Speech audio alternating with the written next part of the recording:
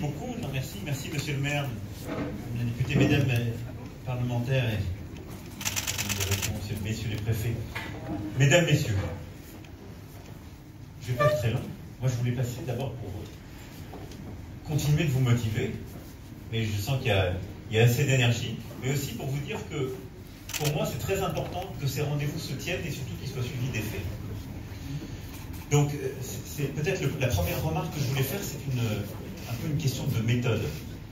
Le pacte qu'on a passé, ce Marseille en grand, c'est un pacte de confiance avec les élus, les entrepreneurs, les associations, les femmes et les hommes qui font la vie de Marseille pour essayer d'inventer une méthode nouvelle parce que les difficultés sont tellement exceptionnelles et les potentialités sont tellement grandes qu'il y a quelque chose ici à inventer. Moi, j'en suis convaincu. Et donc, on avait dit début septembre que la gouvernance un peu de Marseille en grand devrait justement associer toutes ces parties prenantes. Je pense que c'était aussi pour ça que je voulais entendre un petit peu le compte-rendu de vos travaux et de ces heures de débat, de propositions, avant qu'on aille ensuite à un dîner de travail avec Monsieur le maire, la présidente de la métropole, et puis toutes celles et ceux qui nous aident à poursuivre les différentes thématiques qu'on a ainsi lancées. Donc il faut continuer, parce que je voudrais qu'on arrive à ce que toutes les parties prenantes comme ça, dans la durée, continuent de suivre le projet. La deuxième chose, c'est pas une découverte, je parle ici sous le contrôle de femmes et d'hommes qui depuis des années font ce que vous venez de décrire, qui se sont investis comme entrepreneurs pour financer déjà des lieux, des formations, etc. Des associations qui se battent dans les quartiers depuis maintenant très longtemps pour mettre le pied justement et le trier à beaucoup de jeunes, et des associations, des services publics locaux ou nationaux.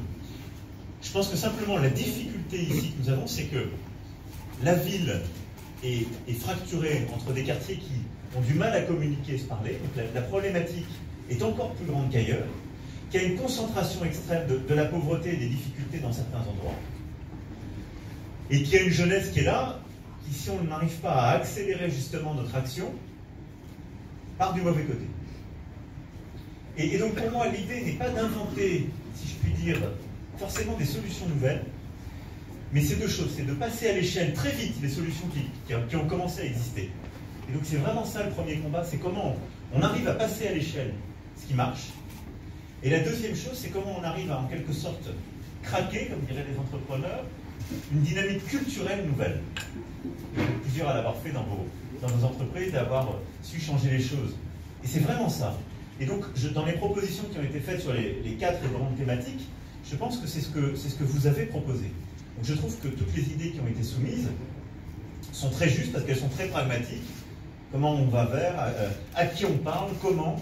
Et donc il faut avoir cette approche en quelque sorte qui, sur une politique d'insertion, d'entrepreneuriat, etc., doit être hyper efficace, ciblée. Je veux parler à qui, je veux aider qui l'écoute ou pas, et donc où je mets de l'argent, où sont les lieux. Et donc j'ai compris qu'on irait sur 4 plateformes, c'est ça qui est la bonne structuration, donc très bien, il faut les mettre ensuite en réseau, qu'on irait vers de l'aller vers, super, la pédagogie adaptée avec ce que vous avez proposé, les volets compétences, les conférences de financeurs, je pense, super idée. L'idée de développer des projets, donc Badil, bravo, et d'ailleurs sur le plan infrastructure de sport, je pense qu'il y a l'idée aussi de vous connecter, parce qu'à mon avis, votre panier va nous intéresser. Et ensuite, ce qui a été proposé sur des thématiques engagement en termes d'accès, d'évolution des prêts d'honneur, articulé avec le capital jeune créateur et les pourcentages de chiffre d'affaires fléchés, je pense que c'est... Voilà. Donc maintenant, à mon avis, ce qu'il faut faire sur des séances comme ça, si on veut être collectivement crédible, il y a, moi j'ai noté une douzaine d'idées très concrètes qui ressortent. Il faut qu'on se dise, dans le mois qui vient, on les déclenche, on les met en œuvre. Parce que c'est comme ça que la confiance va s'installer. Alors après, et donc il faut progressivement qu'on les déploie dans les plateformes qui existent, et puis un peu partout. Après, ma recommandation, ce serait qu'on essaie, sur tout ce qui est en train de sortir, et sur la manière de piloter tout ce programme, au fond, on essaie d'inventer quelque chose là aussi d'un peu nouveau, qui soit peut-être pas nos appels à projets, mais qui soit de se dire, on fait des espèces il y a des quartiers généraux, donc il y en a 4 ou 5 dans la ville, il y a peut-être des dates qu'on se donne une fois toutes les X semaines, hein, c'est à vous de les faire vivre, et c'est à ce moment-là qu'on règle les problèmes, on se donne 2 heures de temps et on règle les problèmes.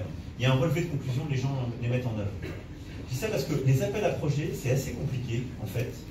Et les gens qui sont loin des procédures, c'est hyper long. Et donc, avec le système d'appel à projets, je me suis aperçu très souvent, on perd les gens parce que ça devient très vite de la procédure, ça devient très vite 3-4 pages, on fait des trucs qui deviennent assez vite bureaucratiques, c'est du temps passé qui n'est pas avec les gens, et on recrée de la distance ou des procédures. Enfin, il me semble que les solutions, vous l'avez fait vivre aujourd'hui, elles sortent avec beaucoup d'humains.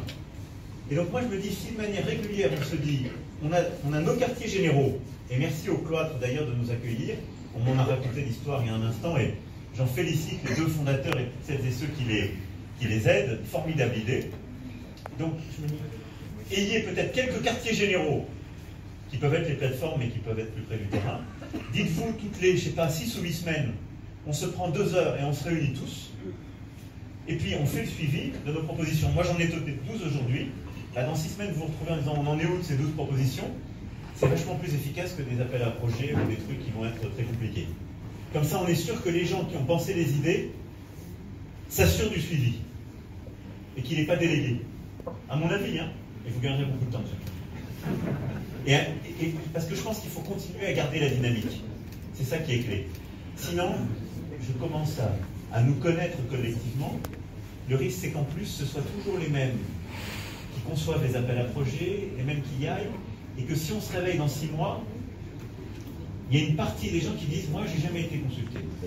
Moi, j'ai pas pu avoir accès aux appels à projets, etc. » Et donc, si on veut que la dynamique soit très inclusive, comme on dit maintenant, que tout le monde va au chapitre, puis se dire à un moment donné « moi, ça marche pas », c'est important que vous ayez des réunions régulières sur le terrain.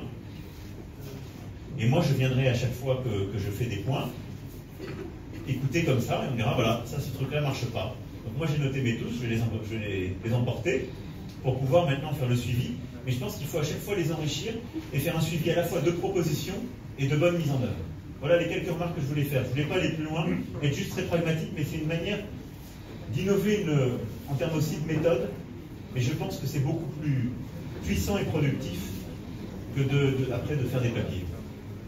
Donc en tout cas, moi je voulais déjà remercier à ce stade toutes celles et ceux qui depuis des années se battent sur ce sujet. Parce que vous avez inventé plein de choses.